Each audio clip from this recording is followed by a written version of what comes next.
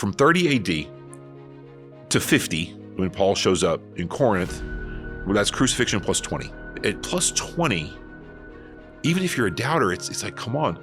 You believe in Alexander the Great. You believe in Julius Caesar. Most of the people that write to us about those guys are writing 100, 200, sometimes 300 years later. And no one questions, these authors. As a Christian, I believe in the resurrection, but if you're on the fence, you can at least believe in the crucifixion, I think. Scholars argue between two dates, 30 and 33. Okay, so let's go with the earlier date. Let's go with 30. We'll give the doubters 3 years. A bigger gap here. Mm-hmm. Well, so from 30 AD to 50, when Paul shows up in Corinth, well, that's crucifixion plus 20. Okay, that's a 20-year gap. When some people are like, well, if 20 years later he's talking about a thing, like who knows what he saw or whatever, can you really trust evidence, from a witness 20 years later? And my answer would be yes, you can. At plus 20, even if you're a doubter, it's like, come on. You believe in Alexander the Great. You believe in Julius Caesar. Most of the people that write to us about those guys are writing 100, 200, sometimes 300 years later. And no one questions, these authors. Isn't Buddha's like 600 years later? Yeah, really. Well, you look at the Quran. Yeah. The Hadith, which are the stories of the Prophet, which I would argue are actually more important than the Quran in establishing daily life of Muslims and the story that they all tell about how their religion came to be. The Hadith are from at least 200 years later, at least 200. Mm-hmm. And I never hear the same contextual criticism about the Islamic literature that you hear about the Bible. Which, it's just kind of the way it is. So I'll say, so resurrection plus 20, right? And hear what he says. So he's writing a few years later, probably 3 or 4 years later, back to the church at Corinth. This is 1 Corinthians. And he says this. He says, now, brothers, I want to clarify for you the gospel I proclaim to you. You received it and have taken your stand on it.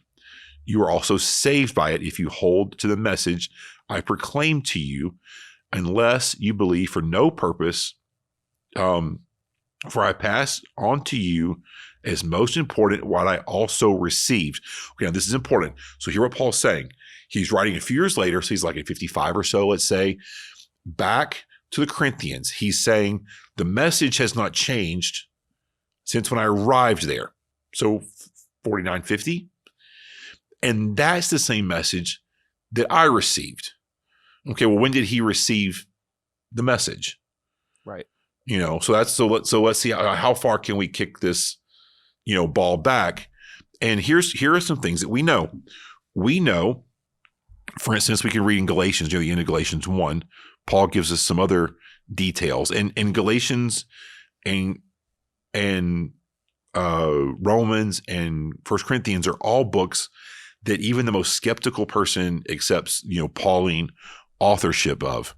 So this is what he says there. Okay, he says this. Now I want you to know, brothers, the gospel preached by me is not based on human thought, for I did not receive it. There's that word receive from human sources. I was not taught it, but it came by revelation from Jesus Christ. Now, scholars date the Damascus Road experience at either crucifixion plus 2 or plus 3. Okay? Right. Okay, so this is 2 or 3 years post Christ when this happens, and he says, I received, right? He says, I'm skipping down a little bit.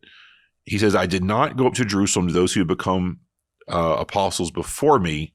Instead, I went to Arabia and came back to Damascus. So when Paul receives the gospel, when he has his vision of Jesus, he goes immediately into the desert, okay? Mm-hmm. He says Arabia, where I think he likely went is probably Mount Sinai. Because that's not exactly Saudi Arabia as we would say it today, but I think it is Arabia in general, as Paul would say it back then, the land of the Arabs, not necessarily what we call Saudi Arabia. I think he probably went to Mount Sinai, Mount Horeb, in the same place, because where else would a Jew go to hear from God? That's where Moses went. That's where Elijah went. I think if he thinks he's in that line, people that God is speaking to and through, then that's probably where he would go. And then it says this, so he travels to the desert. He comes back. Then after 3 years, I did go up to Jerusalem to get to know Cephas, and I stayed with him 15 days, but I didn't see any other apostles except James, the Lord's brother. So after 3 years, so your crucifixion plus 3, he has his Plus 2 or 3? plus 2 or 3. Well, it's, Okay. plus 2 or 3. Yeah. I'm giving him the benefit of the doubt. I'm pushing as far back as we can, right? Yeah. Then he goes 3 years after that to Jerusalem, basically to talk to Peter and James and get confirmation that, hey, this is what I saw. Am I crazy? Like, this is what I believe was given to me. Are you on the same page? And he has this 15-day meetup with them. So he's saying to the Corinthians in crucifixion plus about 23, that in crucifixion plus 20, I told you what I received. In crucifixion plus 3, that was confirmed in crucifixion plus 6. If you give it its wider berth. But he's saying there's this unbroken chain from what there's another place where he says, when he talks about the apostles, he basically says, they added nothing to me. Yeah, they added nothing to me. Yeah. What I heard from Jesus is what they told me. I confirm what they said. They confirm what I said. We're saying the same stuff. Yeah. Thanks for watching this video. If you enjoyed it, click like and subscribe. It really helps us. And if you really enjoyed it, go on over to our website, thelandinthebible.com, and become a supporter. It helps us generate more content and gives you access to our full library of video and Bible study content.